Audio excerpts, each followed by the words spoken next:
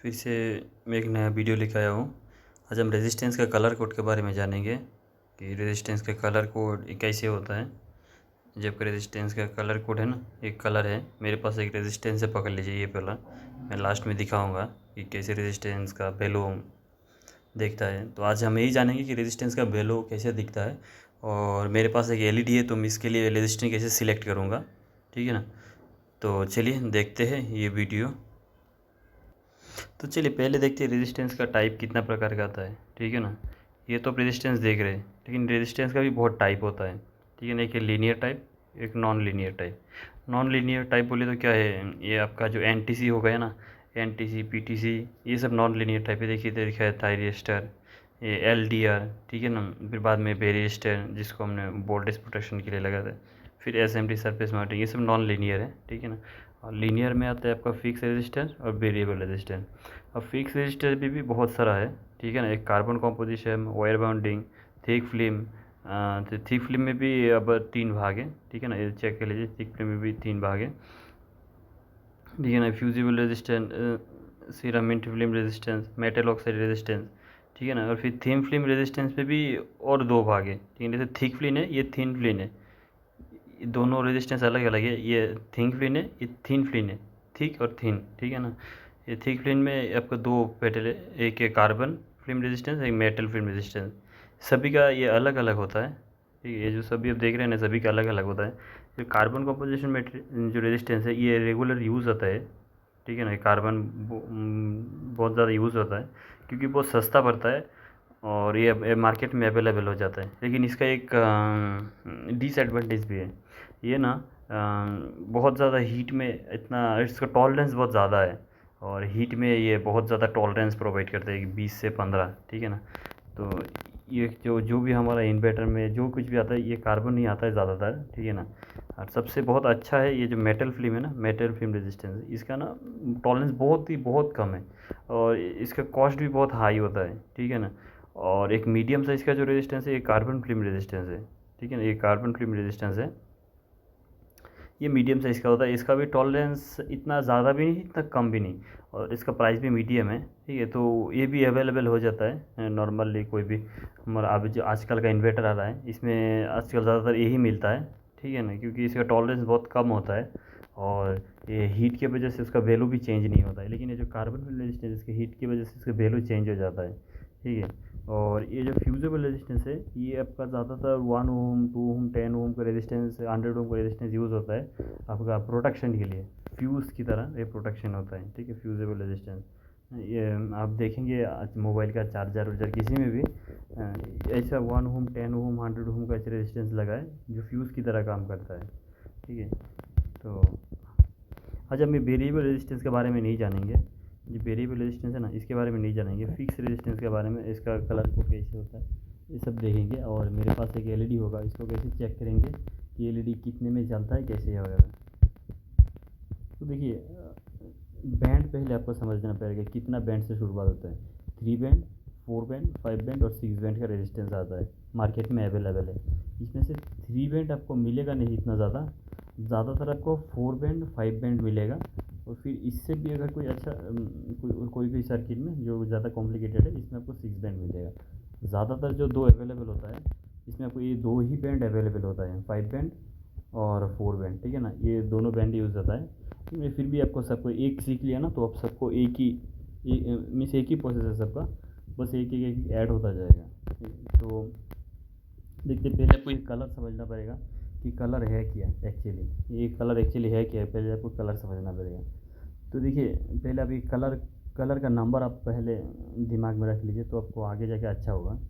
तो जो आपको ब्लैक कलर दिख रहा है ना,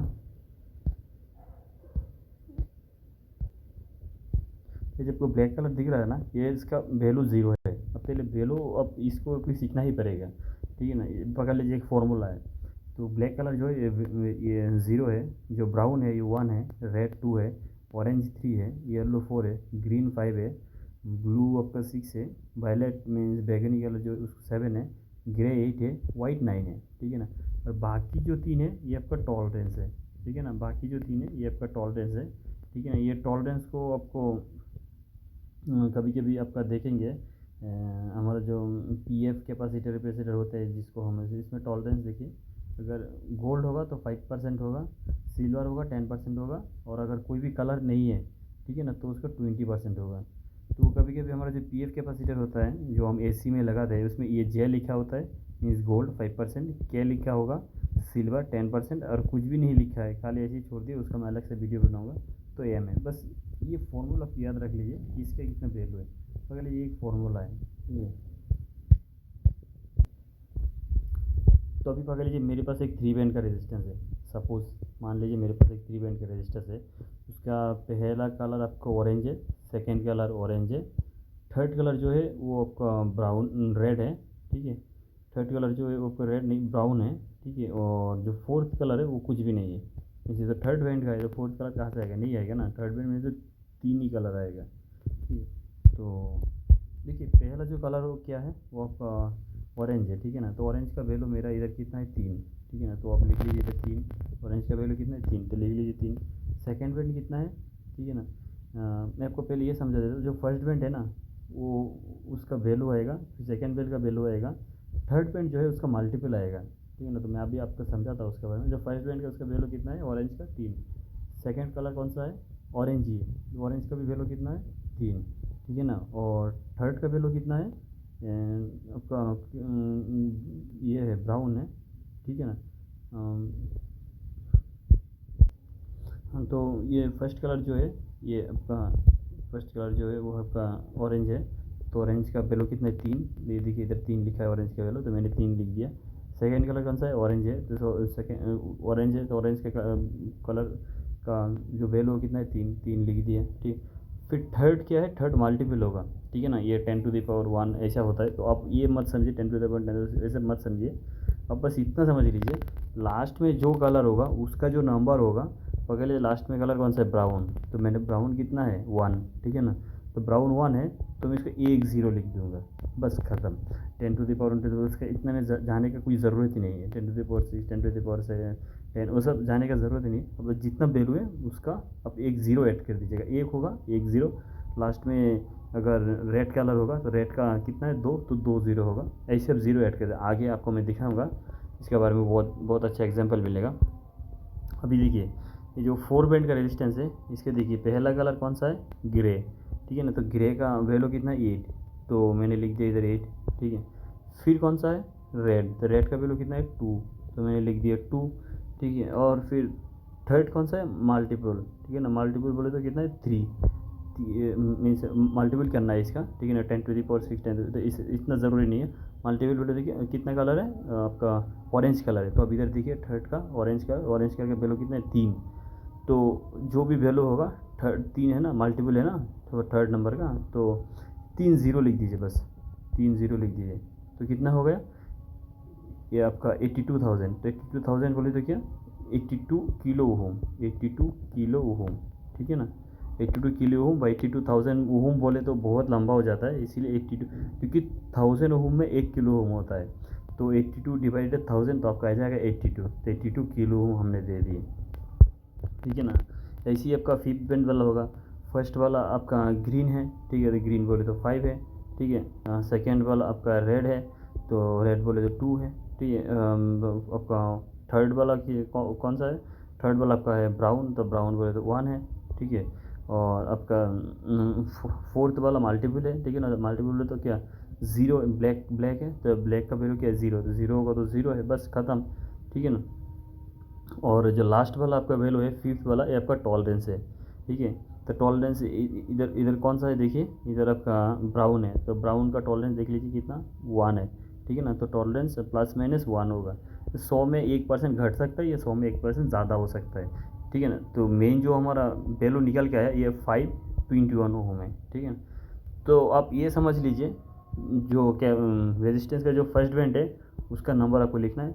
अगर थर्ड बैंड का होगा सेकेंड बैंड का भी नंबर लिखना है, लेकिन जो थर्ड बैंड होगा उसका आपको मल्टीपल करना है। मल्टीपल का बोले तो क्या जो भी कलर होगा उसमें जो भी अंक आएगा 1 2 3 4 5 उसके हिसाब से 0 लगा देना उतना। अगर 2 आया कलर में तो 2 0 लगा देना, 3 आया तो 3 0 लगा देना, बस।